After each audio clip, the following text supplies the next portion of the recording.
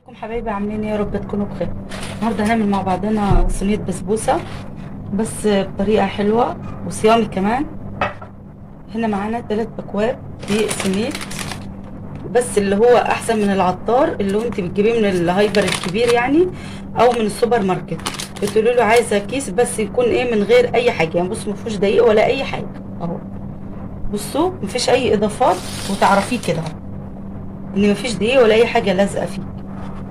هنا معانا 3 اكواب دقيق سميد البسبوسه، وهنا عندنا معلقتين جوز الهند وزبيب. جوز الهند ديت يا حبايب قلبي انا اللي عملته يعني بتاع حليب جوز الهند، ما ترمهوش، لا انت هتستفادي بيه. يعني لما تعملي حليب جوز الهند ما تطلعيش جوز الهند، لا تنشفيه بره وهيبقى حلو. تمام، تستخدميه زي كده في كل الحلويات. تمام. هنا معانا كيك شيف طبعا، بس انا مفضيه في البرطمان ده. هنحط بصوا ربع معلقه مش كتير، ورشه ملح. ها، قلب. وهنا بقى هنعمل ايه؟ كوب الا ربع زيت، يكون ذره او زيت عباد الشمس، المهم زيت نظيف. او معانا كوبايه الا ربع سمنه نباتي، فالمتاح عندك اعمليه، بس انا هعمله بالزيت. بصوا بقى، هتبسي بس البسبوسه. بصوا انا بفتح ايدي وبقفلها، يعني مش بعجن. تمام، البسبوسه ما ينفعش تعجني فيها، لازم تكوني فاتحه ايدك وتغلفي الزيت مع السميد حبايب قلبي كويس خالص.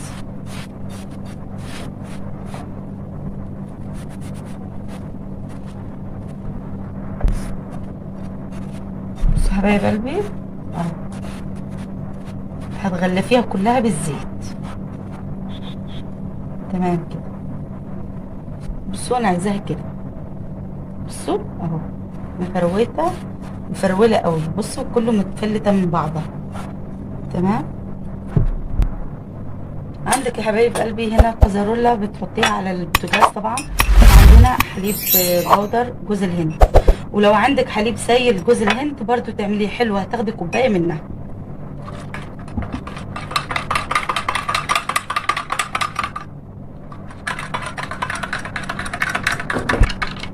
كده خلاص حبايب قلبي، دوبت حليب جوز الهند اللي هو البودره. لو عندك سايل برضو حلو، بس احسن من الميه. اوعي تعملي بسبوسه بالميه، مش حلوه قوي، بتنشف. وهنا ما عندنا كوبايه سكر، وعندنا فانيليا، وعندنا عسل جلوكوز اهو. اهو بصوا، هنحط معلقتين. ادهني المعلقه زيت عشان ايه؟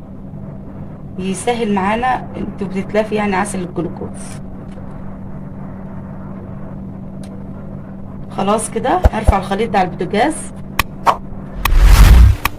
هندوبها كده حبايب قلبي لحد بس ما توصل معانا درجة الغليان، يعني تغلي والمكونات كلها تبقى سايلة مع بعض.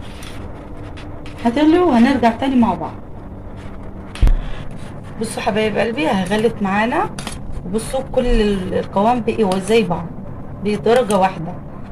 بصوا هي وسخنة كده هنقلب.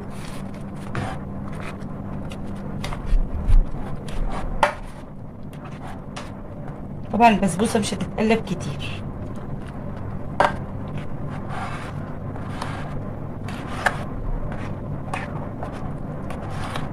انا عايزاها كده.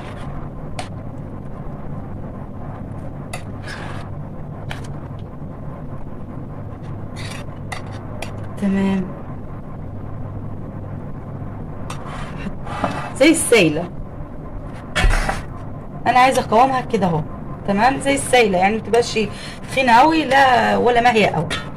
تمام. معانا صينيه دهناها زيت، وممكن تدينيها برضو سمنه نباتي.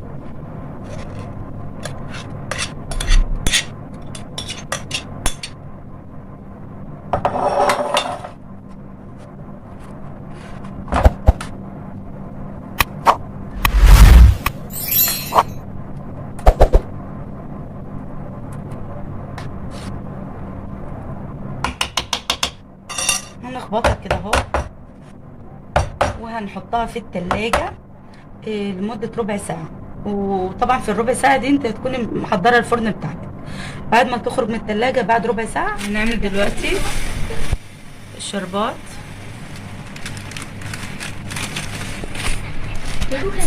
كوباية ونص سكر،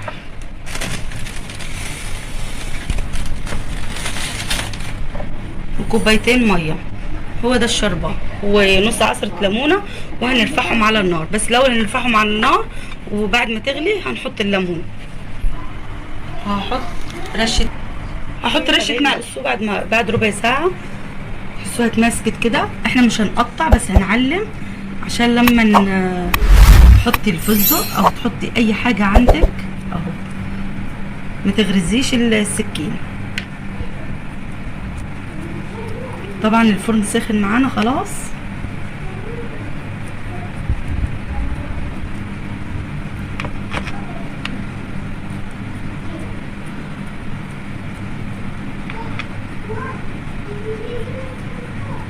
تحسيها ان هي اتمسكت بعد ما كانت معايا، عشان احنا حطيناها في التلاجة.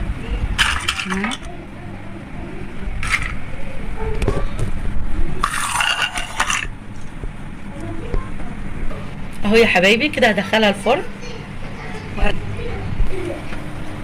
والشربات خلاص بعد ما غلي معانا هنعصر الليمون.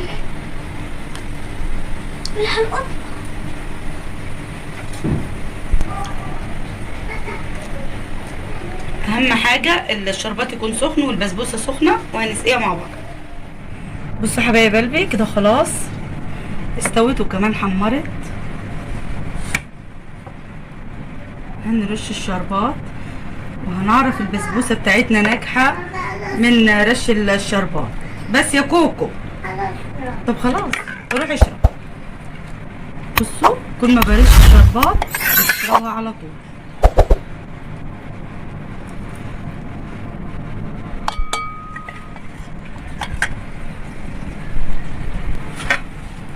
كده خلاص انا هغطيها بس لحد ما تبرد، وهنكمل مع بعض بعد ما تبرد. يا حبايبي ودي نهايه الفيديو. بصوا بعد ما بردت يعني هي دفيت، بس بصوا قاعده متماسكه حلوه قوي. بصوا وهي لما بصوا يعني متماسكه، وفي نفس الوقت بصوا مرمله. بصوا تحفه، بصوا جميله قوي قوي قوي، وحياه ربنا احلى من الفطاري، احلى بكتير بكتير بكتير. ان عجبكم الفيديو اضغطوا لي لايك وتفعيل زر الجرس، واللي ما اشتركش في قناه ام كراس يشترك، وصفحه ام كراس برضو على الفيسبوك اشتركوا.